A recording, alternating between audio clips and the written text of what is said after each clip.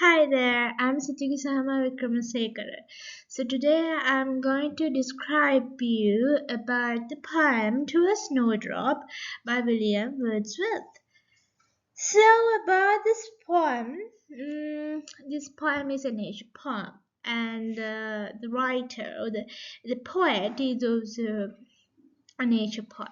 He was obsessed with nature. His famous work Daffodils is the best example for his obsession with nature. And this poem also is an example for his uh, his his attachment to nature.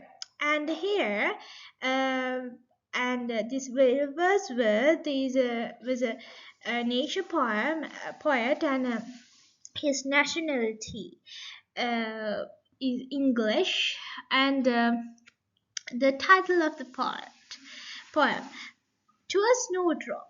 So this title is apparently like an ode because this is suggesting a sense of addressing uh, to someone. Yeah, but this is not a ode. Okay, this is a sonnet, and you'll be uh, come to understand thing of the structure of the poem later. And here the poet is going to tell us about this flower, Snowdrop. So this is a flower, okay? So the name Snowdrop is a flower, which blooms in the winter season. Okay, seemingly this is odd because we don't know such flowers which bloom in the winter season, because this winter season is not a season for blooming flowers, but this flower is somewhat challenging and it's a seemingly different flower rather than normal flowers. So let's see about the poem. So this is the poem. So I will recite it first. Lone flower, hemmed in with snows and white as day, but hardier far once I see thee bend, thy forehead, as if fearful to offend, like an unbidden guest. Thou, day by day, storms sallied from the mountain tops, veiling the rising sun, and on the plains descend. Yet art thou welcome, welcome as a friend, whose seal outruns his promise, blue-eyed May. Shall soon behold this border thickly set, with bright jonquils and their odors lavishing on the soft west wind and his frolic peers. Nor will I then thy modest grace forget, chaste snowdrop, vesturous harbinger of spring, and pensive monitor of fleeting years. So this is the whole poem. So you can see basically there are two structures. There are mainly two parts in the poem. So when we see the lines of the poem, there are uh, 14 lines in the poem. So this is a sonnet, you know. If there is 14 lines in a poem, that is called as a sonnet. So this is the structure of this sonnet is not the Shakespearean style. So this is so the here we can find the Petrarchian sonnet form. So there we can find first 8 lines and later 6 lines. So the first 8 lines is called as octave, and the next 6 lines is called as sestet.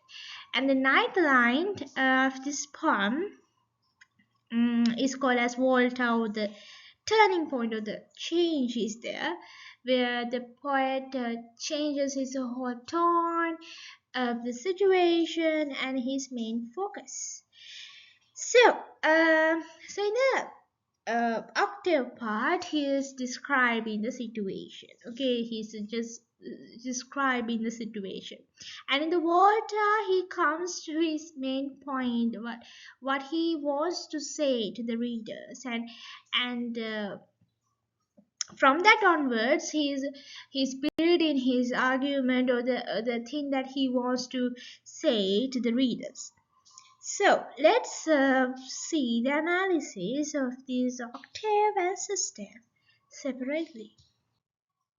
So this octave part. Lawn flower hemmed in with snows and white as they. So this poem, the outset of the part, we find the word loan as the first word. So this word is in full capital letters. Lone flower. The adjective that the poet has used to describe this flower is long. It suggests the extreme loneliness that this flower is experiencing in his lifetime. So we know the flower Snowdrop. You can see as a first picture of a presentation, and that is the flower Snowdrop. So seemingly it's so much pure white. Okay, hemmed in with snows and white as they, but hardier fur. So it is hemmed means it's covered with snow, because I already told you that this flower is blooming in winter season. So winter season is a season where we can find a lot of snows. So as Sri Lankan or as Asians, we can't we don't have any first-hand experience of snow falling, but for the countries like European countries, they are like typically they are facing to this situation. So in that winter season, this flower is blooming, hemmed with snows and white as they. So this flower is also in the same white color that the snowflakes are. So normally snowflakes or the snows are in white color. So that same white color is there in these flowers. So you can see the similarity with the snow and the this flower Snowdrop. That's why the name is given to this flower as Snowdrop, because the extreme whiteness is there. Okay, so in literature we have colors. Okay, like we can find symbols through colors. So here the color white is a symbol for the purity, innocence, and maybe childiness also, but here we can see innocence and purity. As they but hardier far, once I see thee bend. So, but hardier far. So, like in winter season, all the environmental factors, I mean the temperature, and the and other environmental factors, all those environmental factors are not suiting for a flower to bloom. So in such a situation, this flower is forced to, or like this flower is dedicated to bloom. So such a challenging, or like it's a so much dedicated flower. Once I see thee bend thy forehead. So naturally, this flower is bloomed like a bell. So this flower has a bell shape.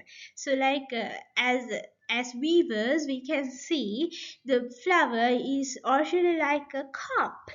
So like a cup that is put up, not upside, downside. Okay, so so The poet is viewing this scene in his poetic eye, like, I see thee bend thy forehead. So he's suggesting that the forehead of that flower is bending. So he has used a personification, because for a flower, we can't see foreheaders for flowers. Uh, Forehead is a human body part that we can only see in humans. So here we can see the forehead. So this flower is bending its forehead as if fearful of it. The reason is as if fearful to offend. So this flower is so much concerning about the others' emotions and other situation as well. So much caring, okay? Because this flower is thinking that if I show my forehead, it will upset others, or it will disturb others. Like this flower doesn't want to highlight itself in front of others, and for that reason it's bending its forehead. Okay, you can see how much caring and how much genuine and how much pure is this flower. Okay. So like an unbidden guest, so the simile. Again, this poet persona is using the simile, like an unbidden guest. So this simile suggests uh, the unwelcoming nature of the environment for this flower, because unbidden guest means uninvited guest. So this flower is uninvited. Nature doesn't want this flower because this is the winter season. Winter season is a season where any flower do not bloom. So why is this flower is blooming such a hard season? So this is the simile that the poet has used to suggest that idea. Like an unbidden guest, thou day by day storms, sailing from the mountain tops, valley. So thou day by day. So in this winter season, storms are there, snowstorms are there. Very hard situation. Sailing from the mountain tops. So starting from the mountain tops, uh, there are snow storms. Where lay the rising sun, and on the plains descend. So these lines suggest the hardships that this flower is facing. There are so much storms, very hard storms, and very hard to prevent from those storms, and the lack of sunlight for this flower, because you know that these are basic needs for a flower to bloom in a good way. It needs proper sunlight, but because of this season, this flower is getting uh, low sunlight for its growth. It's so challenging situation, but in the, on all those challenging situation, it continues to grow, it continues to say, okay. Yet art thou welcome, welcome as a friend. So this is arcade English, or we can say old English. Uh, by now we don't use such words, but this is arcade old English. Yet art thou welcome. So in modern English we can say, yet are you welcome. Okay. So similarly, this is an inversion. So like this poet has used this inversion to highlight the importance, to suggest it in an important manner. You are welcome, welcome as a friend. So This poet is going to welcome this flower in a very much in a warm manner, uh, as he sees the hardships that this flower is undergoing. Who seal outruns his promise, blue-eyed me, because you know this flower is blooming in winter season. So he this flower is typically peace in the snows, and it blooms.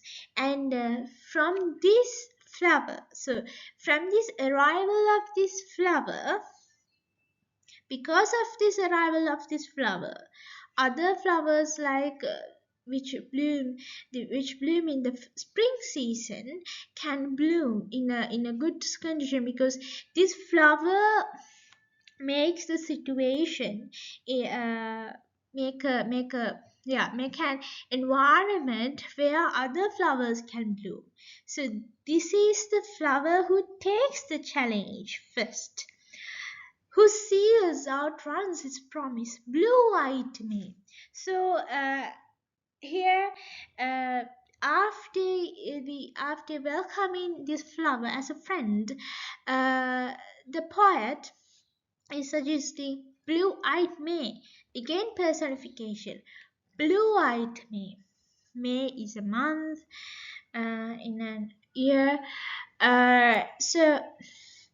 Blue-eyed May means, so in the in the month of May, we can find very much clean blue colored sky with peaceful environment, and uh, which is very much suiting to the flowers to bloom, unlike in this winter season. Who seals outrun his promise? So that's what the poet wants to convey to readers, like who seals outruns his promise, who enthusiasts outruns his promise, because he this flower is continue to grow in this kind of hardships during its growth, but it continues to grow. Okay. Yes, so here also you can understand there is some kind of similarity with this natural phenomenon to the human society also, because there are some people who are acting like that, because there are such personalities who are very much important to the who are doing important tasks to the society, but they are remaining silent. Okay. This is the message that he wants to give to the readers in the octave part. So we are moving to the assisted part of the poem. So the assisted part shall soon behold this border thickly set with bright jonquils, their odors lavishing on the soft west wind, and his frolic peers. Nor will I then thy modest grace forget, chaste Snowdrop, venturous harbinger of spring, and pensive monitor of fleeting years. So here, what he wants to convey is, like, shall soon behold this border thickly set with bright jonquils and their odors lavishing. So that after the arrival, or like after the disappearance of this flower Snowdrop, other flowers which bloom in the spring season are arriving, okay, to the environment with bright jonquils, their odors lavishing. So these flowers like jonquils. So jonquils is another species of daffodils. So I have given you a picture of that. So there. Unlike these snowdrops with decent, peaceful appearance, this John Kills has bright colors, and their odors are ravishing. They have very much good, attractive odors, fragrance, and their appearance with the color is so much bright. Seeming it's so like attracting the viewers, unlike uh, Snowdrop, because Snowdrop seemingly it's so much decent, and the color is white and it's pale, and it's bent in its forehead, and it does not want any much attraction like these John Kills and all. And you can see the difference between these two kind of flowers. Snowdrop, jonquils. Difference. Snowdrop is seemingly innocent, and it does some kind of important tasks to the society, while jonquils is seemingly attractive and very much good, uh, but does not do any much important tasks like snowdrops. Two different like uh, flowers we have. On the soft west wind and frolic peers on the soft west wind. So these flowers have like very much compatible environment to bloom, okay, to grow, because on the soft west wind these flowers experience the soft west wind. Soft, not the storms that experienced by snowdrops earlier. These flowers has very much a compatible environment to grow or bloom. Soft west wind. West wind is like we call it as, oh yeah, is soft because normally we have two kind of winds. One is east wind and this is west wind. So west wind, we consider west wind as soft and it's peaceful and all. East wind is somewhat hot and it's so uh, destructive wind. Okay. So here these flowers experience such kind of very much friendly and good wind, okay, and his frolic peers. So these flowers are not lonely as snowdrops. Snowdrop is a lonely flower, but here these flowers are not lonely. They have frolic peers like butterflies and some small insects and all. So they are not lonely, they are not solitary, they are with other elements in nature. Nor will I then thy modest grace forgets. So again, the poet persona say, nor will I thy forget modest great forget. That means he's not going to forget the modesty of these flowers, snowdrops, because of the arrival of Kills. Okay, chase snowdrop. The adjective chase symbolizes the purity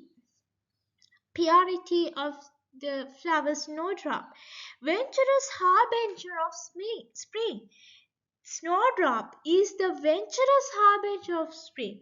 It is a messenger of the spring's arrival, because I said you earlier, because of these snowdrops, other flowers like these jonquils and all get the chance to bloom in the spring season. Otherwise that will not happen, because it pierces the snows in the ground. So there it is the element that makes the environment for the other flowers to bloom.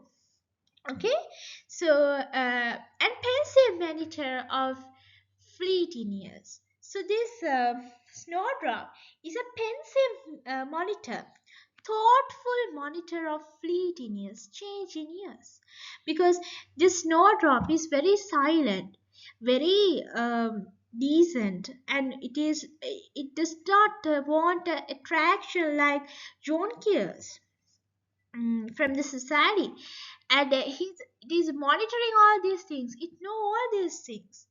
Okay. um how people grab their attention, and all. The snowdrop is a matured and realistic uh, flower, unlike these apparently beautiful flowers like jonquils. You can find like a stark contrast with these two flowers. Okay, in society also we can find such human beings. There is one part who is very silent, who do a so much uh, social important social service to the society, but they don't want to highlight in the society. They remain silent. But there is another part who wants to show their identity, and who wants to bloom in the or shine in the society, and they want respect, and they want to arrive a place with much attention and all. So uh, so this poem brings us the theme about being simple versus being complex, simplicity and complexity. This is a theme, and how people want attention, and uh, how people uh, grab attention from the appearance, because these jonquils are seemingly beautiful, so these flowers get much attention rather than snowdrops who are having a decent plain color. Okay. And um, and also uh, how people uh, got to judge something by their appearance, because they all know about John Kills. They all know about the flowers which bloom in the spring season, including John Kills. They all know, but no one knows about uh, these snowdrops. Okay, the poet person, only this poet person or this poet observed that flower. We also don't know no, that flower, snowdrop. So that's the message that he wants to give. Okay, so we don't give such importance to that flower. We don't even know that flower. There is a flower called the snowdrop. Okay, so by this poem only we also got to know about such a flower. So we don't admire, we don't give respect to the relevant person in the society. That's the thing that he wants to give. We don't give the respect that we should give to snowdrops, but we give such attention. I mean, respect means like when we give attention, it seemingly is just it's not full. I'm not saying that when we give attention it means that we are giving the respect, but when we give attention we just give our respect also in a small manner. But here we don't give such importance to these flowers, snowdrops. uh, that's the thing that he wants to highlight in this part. Okay, so so I think and also there are such personalities in the society who are monitoring all the things, but uh, they don't want to highlight in the society, like they don't want to show who are they and who they are, and they don't want to get attention from others. And I think you got some understanding about this poem, to Snowdrop by William Wordsworth. So then we come to the end of our lesson.